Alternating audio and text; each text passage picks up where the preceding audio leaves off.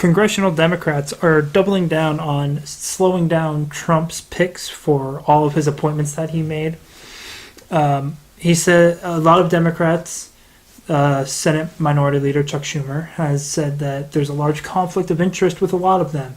And he points to Rex Tillerson as CEO of ExxonMobil being a Secretary of State, and Steve Mnuchin as Treasury Secretary, and he was an employee for Goldman Sachs. He points to all these different things and say that we need to slow these down, we need to investigate them, we need to take a look at their paperwork, we need to make sure there's no conflict of interest, and then we'll hold a hearing on them. The Hill reports, Democrats have pointed to a letter from the Office of Government Ethics who warned paperwork hadn't been filled out yet.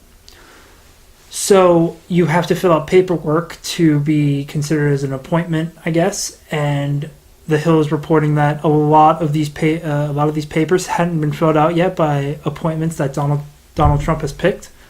So even on just like normal grounds, they couldn't have a hearing because their paperwork hasn't been filled out yet. Chuck Schumer was asked this question and read the letter out loud in the Senate floor. Actually, he wasn't asked the question, I'm sorry. He read the letter out loud on the Senate floor and basically said that Democrats are going to do the exact same thing that Republicans did for some of Obama's lower tier appointments. The GOP then came out, and Mitch McConnell, Senate Majority Leader, said his staff came out on Twitter and said that basically, well, when we did it, it was on Obama's lower tier appointments. We had some of his major tier appointments, Secretary of State, Secretary of Energy, Education, Attorney General, all these different things. We had those appointments done. But then Democrats came out and said, well, the difference between Obama's major appointments and Donald Trump's major appointments is all of them had their paperwork filled out. So all we're saying is slow it down. These people haven't filled out their paperwork yet, and even when they do, you still have people like Steve Mnuchin, who has ties to Goldman Sachs, and Rex Tillerson, who has ties to ExxonMobil, which are huge conflicts of interest because they know information that they could then use to gain profits for themselves and change their course of their company that they work for. So the GOP has yet to respond to the Democrats' claims the second time around, where they said, well, Obama's major tier appointments had their paperwork filled out, and some of Donald Trump's major tier appointments did not have their paperwork filled out. So all they're saying is we got to investigate these guys, we got to make sure that everything's okay. And even when they do that, they're still saying, and then the conflicts of interest need to be resolved. Donald Trump still has conflicts of interest on his own that he still needs to sort out before he gets inaugurated on January 20th. Now, some good news for the GOP is you only need a simple majority. The Democrats, when they had control in the House and Senate in 2009, passed a bill that said you can't filibuster appointments. You can't call a filibuster for appointments. It's just a simple majority. You don't need to call for a filibuster, which would make the vote, I believe, 60. So the GOP held Senate, which hears the appointments, has a 52 to 48 majority over Democrats. So all 52 just need to say yes to these appointments, and we get Jeff Sessions as Attorney General and Rex Tillerson as Secretary of State, and someone who is the Secretary of Employment or Working Environments or something like that, is a fast food employee who disagrees with the minimum wage.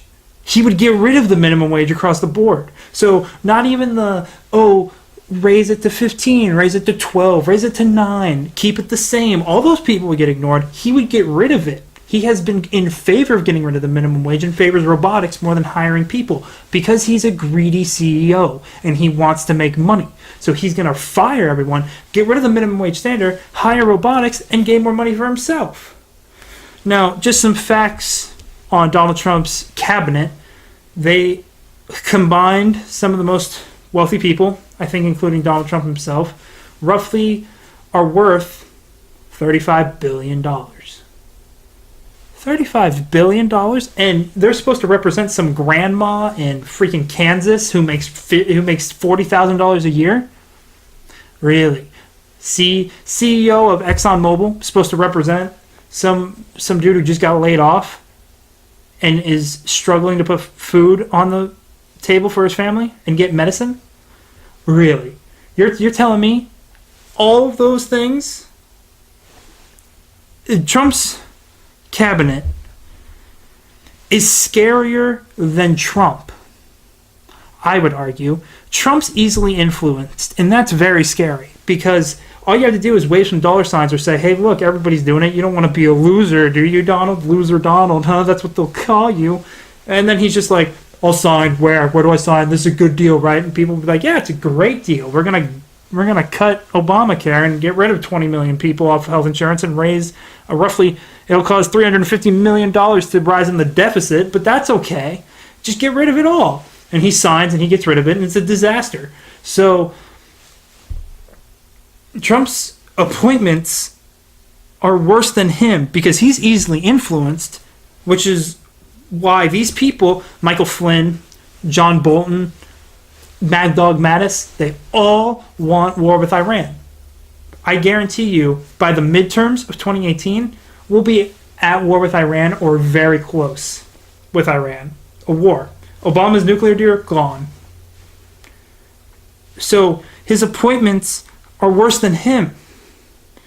You had Attorney General Jeff Sessions, who at the very least is a bigot. He called a black man, he is quoted for calling a black man boy on multiple occasions, or multiple times, and he is quoted for saying to one of his staffers who was black, saying, you better watch out what you say to them white folk. Not saying it as like, hey man, be careful what you say, because we're from the South, I think Mississippi or Alabama. He said, he didn't say it like, watch out what you say, but don't worry, I got your back. He was talking to him. He's like, you better watch out what you say to them white folk, because I'm one of them, and I have control of your job. So at the very least, he's a bigot. That's our Attorney General. He said the Ku Klux Klan was okay until he found out that they smoke weed. Oh, really? Someone getting high is what broke you about the Ku Klux Klan? Anyways, so one more little piece of hypocrisy before I leave you on this video. Mitch McConnell is known for stealing a Supreme Court pick.